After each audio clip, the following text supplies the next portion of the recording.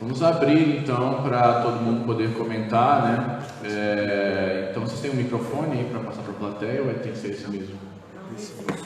Outro microfone, melhor alguém, as pessoas virem aqui. Então falarem alto, porque não temos um.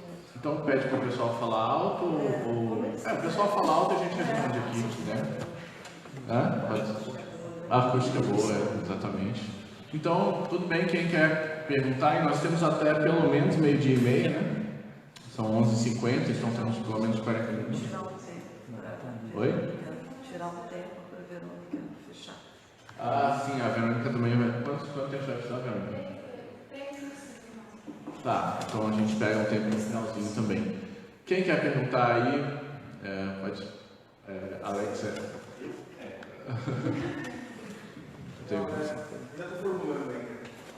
Tá.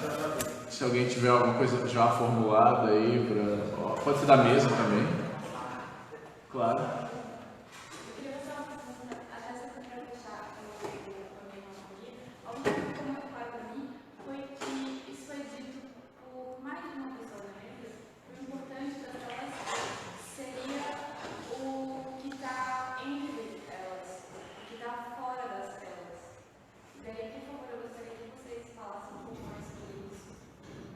Você quer perguntar para alguém específico ou você quer perguntar para a mesa inteira? Alguém se voluntaria a responder?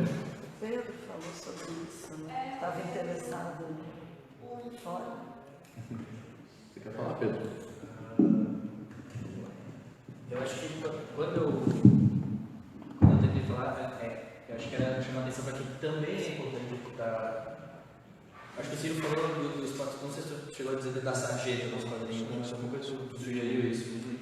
Que dentro dos quadrinhos a gente tem uma relação que às vezes você tem dois quadros e o que junta esses quadros muitas vezes é o que está entre, a gente chama de sarjeta, espaço em branco entre os quadros.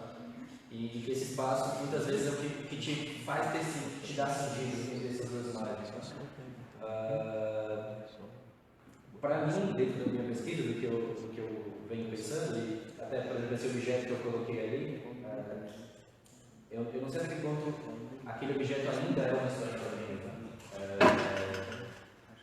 Ele começa a cair em um lugar que talvez não seja, não interessa tanto definir se ele ainda é uma história de quadrinhos, mas sim pensar ele junto às histórias de quadrinhos. Ele faz parte de uma pesquisa nesse sentido.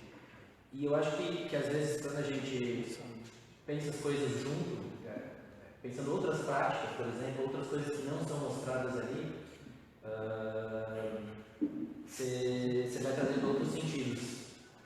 Talvez isso, não sei se eu estou fazendo a pergunta, mas, de novo, levando para o leitor, eu acho que o trabalho ele também, você muitas vezes cria algo, mas quando vai para o leitor, ele continua tendo aquele trabalho. O trabalho continua no leitor e eu acho que isso também faz parte desse fora da tela, né? Tanto da subjetividade dele com a leitura, quanto da subjetividade dele no próprio momento. Assim. Às vezes a sua fruição de um trabalho, ela é muito diferente de um momento de outro. Você pode ter uma relação com aquela obra por aspectos que você se identifica com ela no momento, alguma coisa. E eu acho que isso também faz parte do trabalho, de uma forma de você continua ali, que às vezes não consegue nem controlar essa relação, mas ela gera novas telas que não são a tela em si, né? Não sei se responde essa. Só complementando a coisa da sarjeta aí, e acho que é um espaço, vamos dizer, estruturado, né? E, na verdade, como parte integrante das estruturas dos quadrinhos para a interação com o leitor, para que você construa parte da história ali naquele lugar. Você pode, inclusive, ligar, dar sentido àqueles quadros ou não. Você pode, inclusive, parar ali e fazer outra história. Então, os quadrinhos têm esse recurso, né? Inclusive gráfico, que permite, obviamente, eu acho que todo leitor ele vai também contar a sua história, criar suas novas telas, mas no quadrinho você tem um lugar pensado para isso, vamos dizer assim. Isso eu acho interessante. É diferente.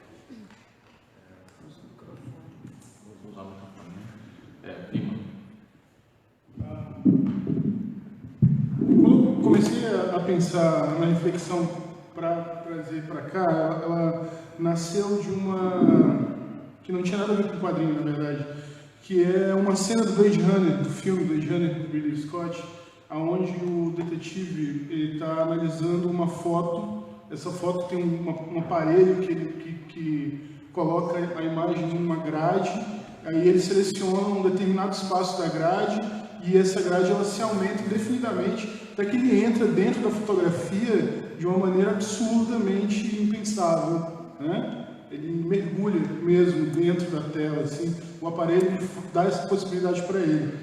E isso me deu a percepção de que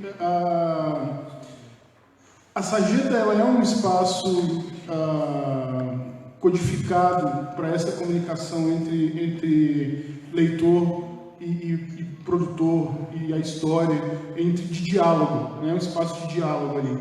Mas isso não impede que outras áreas, muito pelo contrário, elas sejam também áreas de diálogo, principalmente quando a gente quebra essa linha narrativa, né? Quando você seleciona um requadro, quando você tem alguma área que te afeta e você parte para esse mergulho, os vãos que vão aparecer nesse mergulho também vão ser um espaço de diálogo para você. E esse vão ele pode ser não só de conteúdo, mas o próprio vão mecânico. A gente estava falando sobre... acho que faltou uma imagenzinha para mostrar, ou pulou rapidamente, eu não vi, mas não tem problema. Que é o zoom. Quando você dá um zoom numa página impressa, você tem a matéria com que a imagem é construída, né? As retículas, os pontos, né? Você observa um aspecto que é muito gráfico e que às vezes você pode pensar que não tem nada a ver com a mão humana.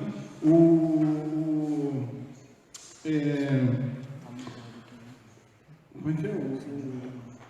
Enfim, fala-se da imagem técnica como uma imagem que não tem mais a mão. Você tem uma reprodução que não precisa mais da mão, né? Mas a mão, eu acho que ela ainda está presente, mesmo que ela não esteja presente fisicamente, a sua ação manipuladora da imagem, ela está ali, mesmo que ela não seja com a mão. Essa manipulação, ela acontece. E aí eu acho que sim, nesse sentido, o que está entre... como que a tela fornece a informação, também é uma área que é tão importante quanto aquilo que está sendo mostrado, né? Entender como que aquela imagem acontece, como que aquela imagem se torna presente, seja digitalmente, seja graficamente, seja no caso da história da pintura, a gente tem toda a tradição da pintura que é em torno do traço, do gesto, né? Então aí tem essa relação com a mão e com a manipulação que abre esse espaço que a gente abre, mergulha, né? É mais ou menos isso.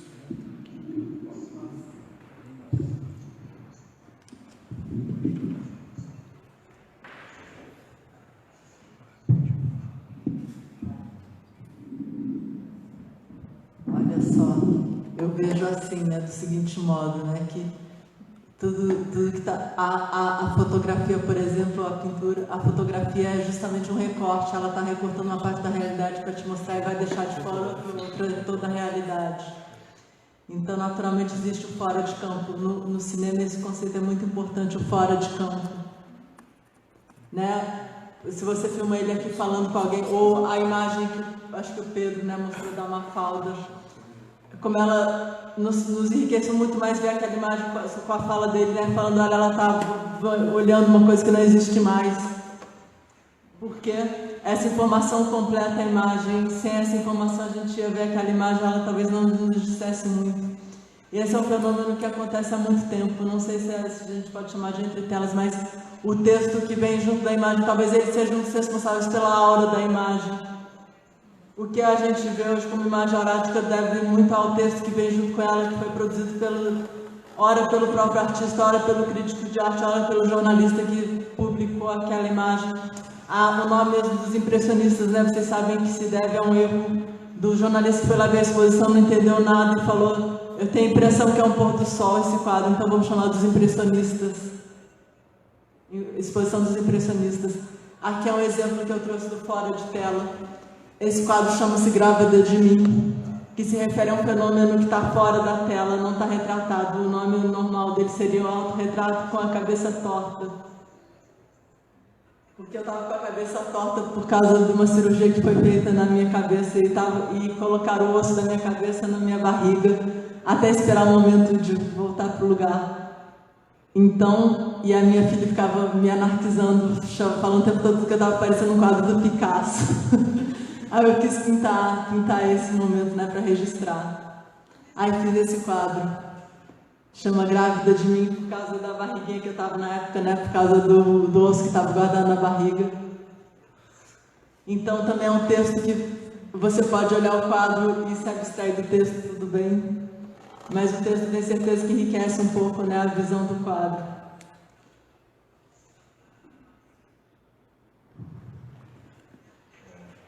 A gente responde a questão.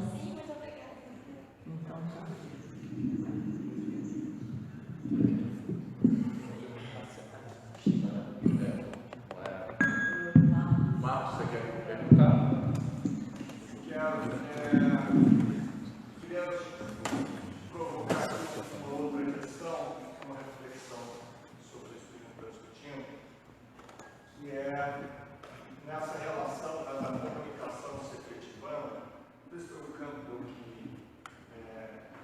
que disse que a questão maior é como a vida deve ser vivida, né? Que de alguma forma todas as pessoas estão lidando com isso o tempo inteiro, né? E procurando respostas. E eu interpreto um pouco, eu vejo um pouco como quando a gente faz um discurso que enquadra, a gente está sinalizando isso, né? É assim que eu acho que a vida deve ser vivida. E o espectador, e a pessoa que está se relacionando com isso, ela se sente atraída, enfim, mais atraída por uma imagem ou por outra, por uma relação, quando aquilo que está enquadrado provoca nela aquela sensação de eureka, né? É isso que eu estava procurando, né? É assim que a vida deve ser vivida, naquele momento, naquele aspecto, que gera um desejo natural de atravessar aquele quadro, né? E passar a ocupar aquele universo enquadrado. Mas eu sinto que tem muito quem se expressa, tem a oportunidade de se expressar e construir seus quadros, seus discursos, normalmente tem um anseio grande também de provocar um olhar inovador, com algo que está fora do que naturalmente é enquadrado e que traz riqueza e vida e energia. No seu caso pessoal, existe um desejo de compartilhar, mas naturalmente o que não está dentro do quadro do público, né, e formando sua identidade, tem uma dificuldade enorme de gerar esse eureka, né? Essa associação, essa identificação pessoal, esse fluxo na direção daquele discurso. Não sei se vocês de alguma forma sentiram isso, sempre de alguma maneira tem algo a falar sobre esse tipo de sensação. Você quer dizer dessa forma de arte que você está falando de expressão, que não está enquadrado em formatos tradicionais de arte, é isso? Que tem mais dificuldade em arrebatar, seria uma coisa assim? Isso, na verdade, tem a ver com se aproximar, gerar interesse no público, né? Se aproximar daquela expressão, ou se afastar, tem a ver com a massa, né? A comunicação de massa e os espaços restritos, está no meio dessa discussão. Os espaços restritos, normalmente, eles também precisam ser conquistados, né? Por quem discursa. Tem toda uma dinâmica ligada ao meio e à forma de construir a mensagem. É um pouco essa reflexão sem ser muito concreta. Só para meio que pontuar alguma coisa assim, depois eu passo para os outros também. Eu acho que esse espaço restrito a que você se refere tem a ver com o que a Sontag está chamando de silenciamento da arte, de certa forma, uma arte que vai se devotar ao silêncio e não à procura de sentido, quer dizer, o sentido morre, para ela morreria ali no começo da arte meio pós-moderna, e quer dizer, e aí a arte ela procuraria influir nas vidas das pessoas de uma maneira que não seja mais esse arrebatamento que você se mencionou, que é de você identificar a vida na coisa e querer mergulhar na tela, né? Nesse caso, você, pelo silêncio, ou pela abstração, ou pelo menos pela arte que não comunica, né? Você vai procurar um outro tipo de relação que vai ser, por exemplo, da performance corporal, uma coisa que está dentro da presença da coisa. A presença da coisa ela é mais importante do que a produção de sentido operada pela coisa, pela forma de arte, que vai motivar muito do que se pensa em arte hoje, né? Então, quer dizer, que tipo de sensações e percepções que não são intelectivas, que não são, digamos, desse arrebatamento intelectivo que ocorre na arte tradicional, que tipo de produção, de presença e não produção de sentido, a arte pode realizar hoje em dia. Eu acho que existe uma confusão muito grande ainda entre o que a gente imagina como uma função da arte tradicional para uma função da arte contemporânea, né? Então, assim, eu acho que é um pouco como eu lanço umas sementes para procurar responder a sua inquietação. Né? Vocês querem falar? Tá. Primeiro.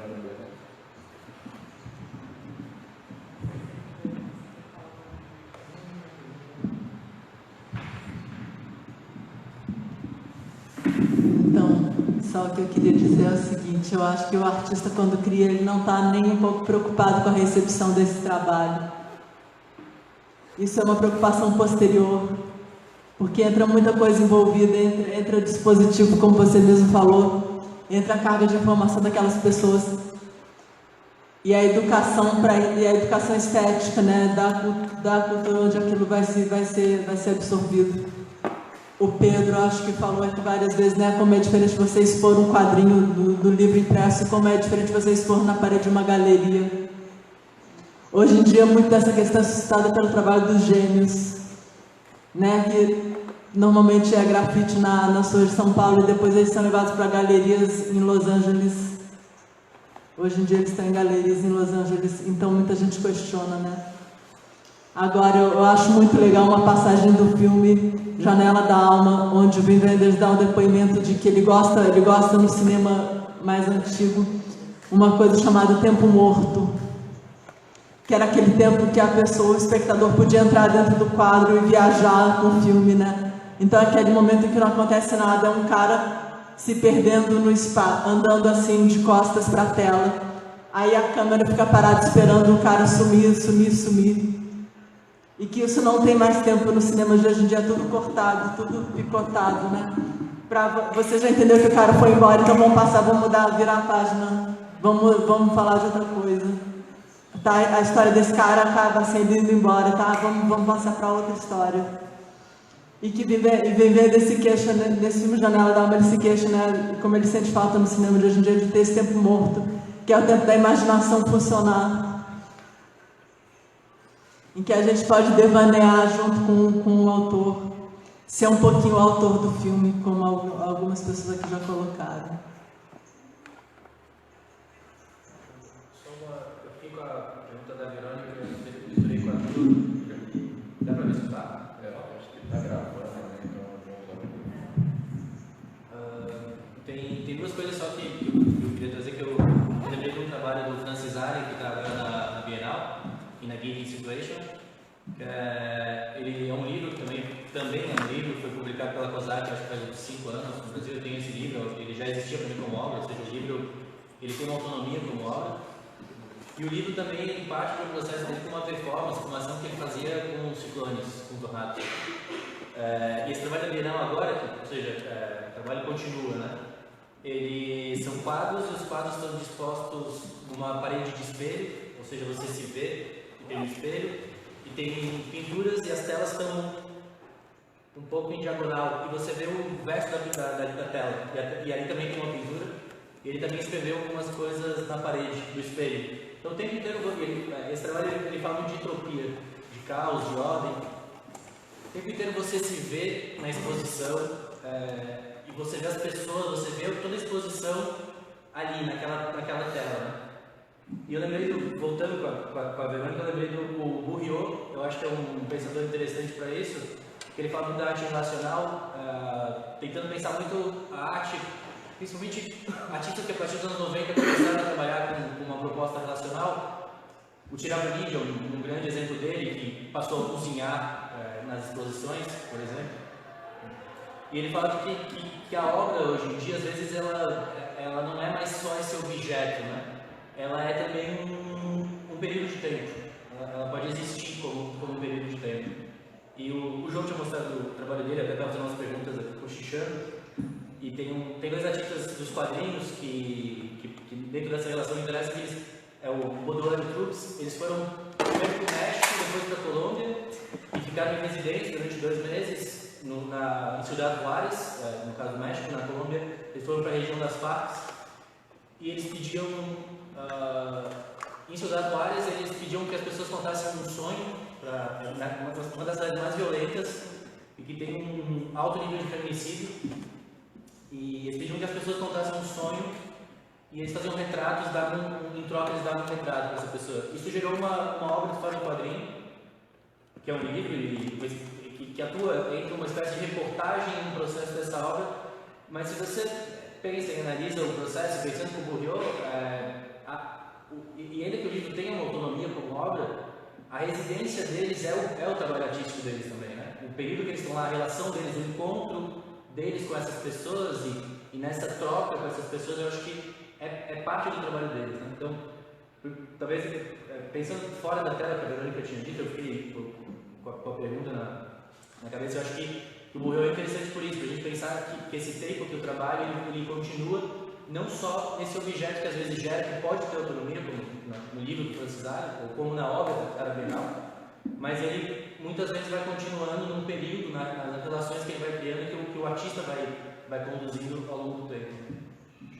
Nesse caso, a vida se torna uma forma de arte. Claro.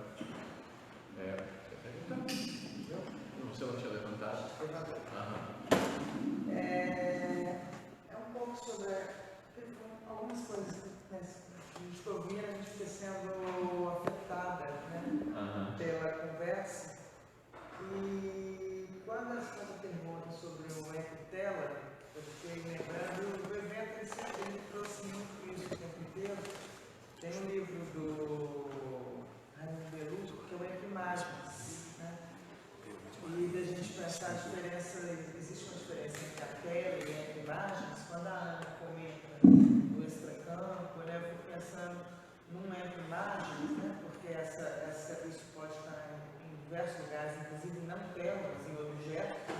Acho que tem duas coisas, a projeção e as telas, né? Que não necessariamente são a mesma coisa. E aí, eu fico me perguntando, né, você chamou atenção, né, para o tempo morto, você chamou atenção para o fora de campo, né, são esses momentos que na fala do Rodrigo acho que está muito presente, esses momentos de silêncio, né, de alguma maneira ele tem sido reivindicado, porque o entre, muitas vezes aquele lugar, pelo menos na imagem, é o lugar do intervalo, né, e o intervalo é fundamental, o intervalo não só para posicionar a sequência ou deslocar a sequência, se ela é ou não. Mas eu tenho uma tendência, e eu advogo um pouco esse lugar, porque a gente vive um momento de duas valorizações que eu poderia dizer quase opostas, como tendência. Desde um tempo dilatado, isso se dá. A gente fala, está tudo muito rápido, tá? Mas você tem uma cinematografia, que a cinematografia do cinema oriental, né, chinês, Taiwan, os famosos Japão, a Naomi Kawase, que nem está tão mais, né, ela já mudou um pouco a cinematografia dela, Ian Zaquez, tem toda uma cinematografia, que a aposta dela é nesse tempo, que a gente fala muito de presença, você entrar naquilo, eventualmente sem nenhum acontecimento muito evidente, então tem isso muito forte. E tem o outro lado, se você vai para a noite, performance audiovisual, que é a aposta ao contrário. Curiosamente, os dois trabalham no tempo, um no tempo real e outro no tempo dilatado. Então, eu acho que quando se fala de imagem, e aí as entretelas eram para isso, ela também está jogando com isso. Estou colocando mais coisas para a gente poder pensar. Esse ano, por exemplo, no Festival de Brasília mesmo, né, quem ganhou foi o filme da Marília Rocha, é Um Lugar para Envelhecer, e que é um filme que vem do grupo da Play que trabalha com a relação de tempo mesmo, sabe? Que eles querem fazer experimentar o tempo dos personagens ou o tempo que o personagem nem conhece. Então, a gente vive um momento bastante rico, né, na nossa época, exatamente pela falta de dogmatismo. Alguns momentos, o tempo está muito acelerado, então eu quero ter experiência. A audiovisual oposta a esse. Ou não, a pessoa que se sente contemporânea do seu tempo, ela sente necessidade de viver nessa adrenalina, sabe? É um pouco para a gente jogar com essas múltiplas possibilidades que a gente tem agora. E, desculpa, já falei muito, mas eu queria só falar uma coisinha mais para o José e para o João, quando ele nos instiga a pensar, como eu chamo muito, suicídio de classe, né? Quando você destitui o próprio grupo de uma palavra, eu fico perguntando se quem destitui é uma classe média ou elite, acho que ele trabalha nisso, nesse ideal da cultura brasileira. O suicídio de classe, que a meu ver, acho que o momento que a gente está vivendo é muito claro para a gente pensar isso. Ficou muito evidente, ontem eu ia falar muito sobre isso, sobre como, de repente, ou o artigo que saiu na Folha no domingo do Damásio, sabe, onde ele falava da infantilidade do brasileiro, que a Dilma, em 2 meses de heroína, ela virou um algoz. Como uma personagem muda tanto assim?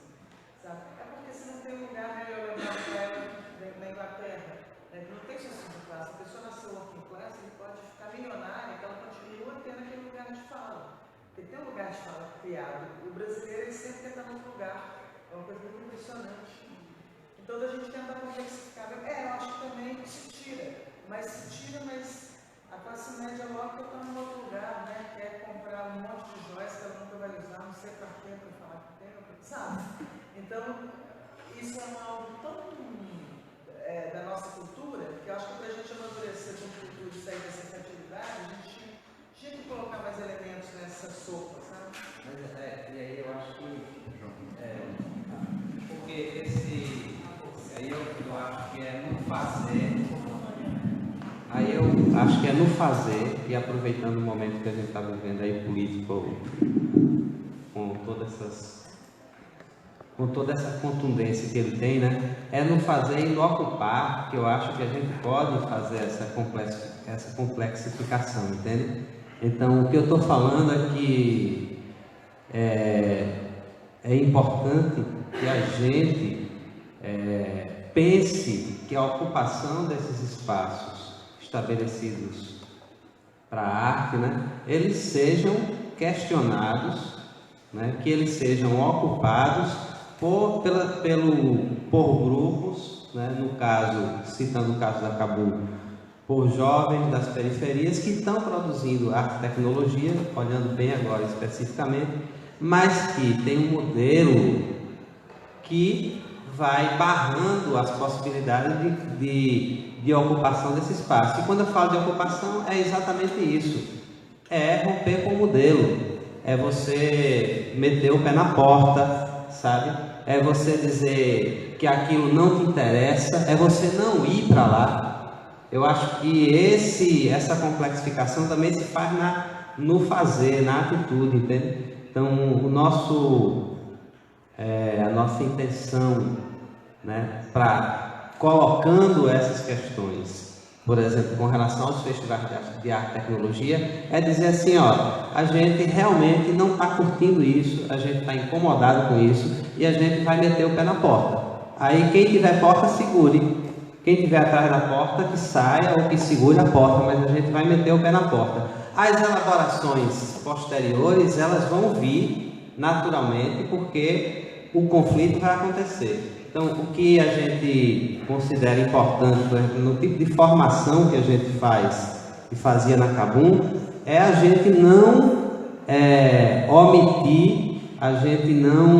omitir o conflito, na verdade, dar destaque a ele, dar um lugar para ele acontecer, né? Estimular que ele aconteça, para que a gente não fique botando panos quentes nas coisas. Então, Todo lugar que eu vou, eu faço essa fala, todo lugar que eu vou, eu quero dizer que a gente está incomodado e que a gente vai meter o pé na porta desses festivais elitistas, que são vários que eu citei aqui, e que a gente vai produzir um tipo de arte e tecnologia que de fato foge do padrão que está presente nesses espaços. E que a gente não interessa nesse momento. Nesse momento não interessa. Porque nesse momento interessa ocupar aquele espaço. E aí a gente não tira o valor do que está sendo produzido. As reflexões interessantes que aquelas obras lá estão colocando. Mas a gente está falando de outra coisa. A gente não está falando mais da obra. A gente está falando da ocupação do espaço, de um posicionamento político, de um enfrentamento de um conflito que a gente quer que aconteça. Então, não é a conversa, na verdade, é a ocupação, é meter o pé na porta, é dizer assim, não estou curtindo e vou dizer que não estou curtindo e vou lá bater na porta e se ninguém abrir, eu entro. João, mas em vez de meter o pé na porta, não é mais interessante criar novos espaços? Também. Acho que é simultâneo. Eu acho que é simultâneo, porque meter o pé na porta também é importante, porque é, por exemplo, metendo o pé na porta da academia que a gente pode, por exemplo, ter acesso, né, ao tipo de reflexão e de conhecimento que está sendo construído nesse espaço. Então, por exemplo, com a política das cotas, a gente mete o pé na porta. Então, tem que criar outros espaços. A formação, por exemplo, a educação alternativa, os espaços alternativos de formação, eles devem existir, são importantes, mas a gente tem que meter o pé na porta nos espaços formais também. Assim como na arte, a gente tem que criar os festivais alternativos, os espaços de exposição alternativos, mas a gente tem que ocupar esses espaços. Inclusive, eles são financiados com dinheiro público, na maioria das vezes.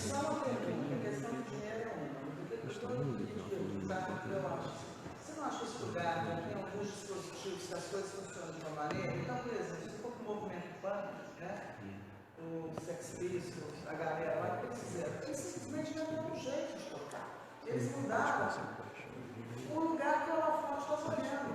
Eu estou falando muito isso da Inglaterra, porque eu acho muito chocante. Então, a cidade é isso. Como você fala, diz de que classe você é. Né? Então, é isso. O accent, ninguém quer mudar. Quer falar diferente para ser de outro lugar. Não, eu vou negar. Eu cresci numa casa que o Estado me deu, agora eu preciso de pagar, mas eu ainda tenho relação com esse ideário. É muito, quando você faz essa coisa da fala, quando a gente já vive um pouco. No Brasil, tem medo de alma branca. Não, alma tem pouco, né? Tem que ter medo de alma branca, tem branco também, sabe? São esses lugares, a dificuldade de a vontade de sair logo. Não, já mudei de lugar, então que bom. Então, é aquele lugar que você sabe, negar lugares que são formadores, não existe isso de classe. Não, mas o que eu estou falando não é de mudar de lugar, né? São duas coisas que eu acho que você tem que trabalhar junto. Tem lugares, sim, quando a gente fala da questão financeira, então vamos lutar para a gente pensar que projetos já são financiados. Sim, porque isso é importante. Agora, tem lugares que já estão tão formatados que é outro lugar para a pergunta. Será que não tem outros lugares? É reinventar. E não querer um lugar que já tem um discurso tão colado, que aquele lugar já está pronto, já está dominado, entendeu? Mas eu acho que do ponto. Aí eu entendo o que você está dizendo. Acho que tem que realmente reformular, tem que recriar os espaços, os modelos, por exemplo. Agora, estou falando que tem uma urgência, na minha opinião, de expressão de um pensamento político que ele pode se dar por aí, metendo o pé na porta dos espaços que já estão formatados. Não é sequer o desejo de ocupar aquele espaço, é de dizer o que é, de mostrar o que é que está acontecendo ali e qual é a sua posição sobre aquilo. Não é só o ocupar o espaço, é de externar e de dizer publicamente e de colocar na roda essa discussão. Entendeu? Eu acho que é muito mais isso até do que ocupar exatamente o espaço. Alex? Sai um pouco desse tema, assim, Só um segundo, Alex. Acho que essa vai ter que ser a nossa última pergunta, tá? São meio de 25 e a Verônica vai fazer o relato. Pode ser assim? Pode. Então, Alex, é mais para o pessoal dos quadrinhos aí, ainda mais para o. Eu esqueci o nome dele, que tem a loja. Raimundo. Pensando que você está lá dentro do universo com várias telas, assim como ele disse, que a gente às vezes quer. A tela é como um portal para você entrar dentro das coisas. Você diria que dá para jogar um quadrinho pela capa?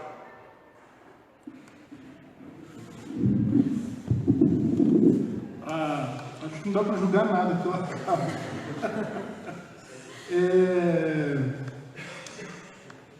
Assim, tem dois pontos de vista. O ponto de vista mercadológico, que é dessa minha prática de trabalho, aonde você tem que ter um gancho, né? Tem uma preocupação de ter um gancho visual, mas é uma preocupação mercadológica. A gente estava comentando aqui com relação a preocupação com a obra de arte e a recepção, por exemplo, né? É muito difícil a gente falar de quadrinhos e esquecer do comércio, né? Esquecer que o quadrinho ele é vendido, né? Lógico que a gente não tem uma indústria como a gente teria, no Brasil nunca teve uma indústria de quadrinhos, mas a lógica do mercado ela existe com relação quando se fala de história em quadrinhos, mas a produção não necessariamente tem que estar atrelada a isso, né? Então, você pode ter uma história em quadrinhos que não está preocupado com a vendagem, você pode ter uma história em quadrinhos que está preocupado com exploração de linguagem. Então, você tem um espaço para essa história em quadrinhos que não tem gancho, por exemplo, que não está preocupado em conseguir um autor, em conseguir um público, né? Mas quando a gente entra no outro lado, no outro espectro, a gente tem sim uma grande quantidade de produção que praticamente é formada por gancho e que não tem conteúdo. Que você tem uma capa, mas que não tem nada por trás dessa capa, né? Eu participo ainda como editor no projeto Brasila, que é de produzir uma revista em quadrinhos daqui de Brasília, mas que tenta se colocar no meio termo. Assim, a gente nem quer ser um produto mercantilista sem valor, mas também não quer ser hermético, né, a ponto de não ter uma atração pública. A gente quer chegar no meio caminho ali, né, no ponto médio. E sempre tem que ter uma mente no público e uma mente no autor. Tem espaço para os dois. Tentar equilibrar. E o nosso papel como editor acaba pesando bastante nesse sentido, tentar construir essa área para as duas coisas. Mas com relação a essa pergunta mesmo da capa, é praticamente isso, assim, não tem, difícil de você analisar, né? Mas se a gente for para um lado mercadológico, realmente capa não quer dizer nada. Se a gente for em todos os extremos, né? No extremo mercadológico a capa não tem sentido nenhum, e no extremo autoral a capa também não vai ter a função que ela deveria ter na mentalidade mercadológica, né? Então realmente, enfim, ela está lá. É uma superfície importantíssima das outras superfícies e telas, mas o uso dela também é aberto à exploração e à reformulação sempre.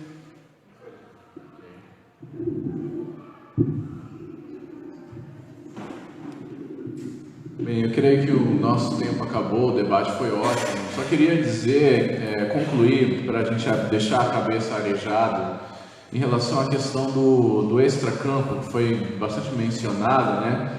Que o cinema, e é uma coisa muito pontuada pelo André Gaudreau, que é um historiador das formas cinematográficas muito antigas, que o cinema ele nasce da busca pelo extracampo justamente, né? Os irmãos Lumière eles faziam filmes em que no começo eles eram unipontuais, então eles tinham o mesmo local, eles tinham o mesmo tempo, o filme se passava com uma mesma temporalidade, no mesmo espaço e com uma só ação. Na medida em que você precisa romper esse espaço de um plano só e sair para outros espaços que são representados pelo extracampo, e no caso do quadrinho é a sarjeta, é que o cinema passa a desenvolver a sua linguagem, né? Então você vai, é um andamento progressivo no começo da história do cinema em busca da linguagem que é impulsionado pela ausência de campo. Então, o que não é mostrado é extremamente importante para significar o que é mostrado, né? E no caso do quadrinho, isso é ainda mais valorizado porque o extracampo está lá visível na sua frente, né? Ele não enquanto imagem, mas enquanto ausência. Porque no cinema ainda, como só existe um padrão que vai se sequenciando, você ainda tem uma ilusão de transparência, né? Enquanto que no quadrinho não, a transparência está ali jogada na sarjeta, na sua cara, né? Então acho que fica aí aberto esse questionamento sobre a função do extracampo entre telas, né?